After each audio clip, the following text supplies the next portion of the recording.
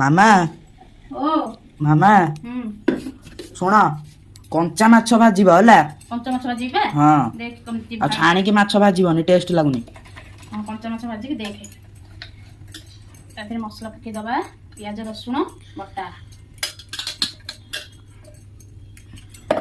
ତା ଦେହରେ ପକେଇଦବା। ବିଲାତି କଟା, ତାପରେ କଞ୍ଚା ଲଙ୍କା କଟା, ତାପରେ ଧନିଆ ପତ୍ର କଟା, ତାପରେ ପକେଇବା ଟିକେ ହଳଦୀ ଗୁଣ୍ଡ, ତାପରେ ପକେଇବା ଲଙ୍କା ଗୁଣ୍ଡ, ତାପରେ ପକେଇବା ଲୁଣ, ତାପରେ ଗୋଳେଇବା ତାକୁ ଏମିତି। ଦେଖୁନୁ କେମିତି କଲରଟା ଆଇଛି।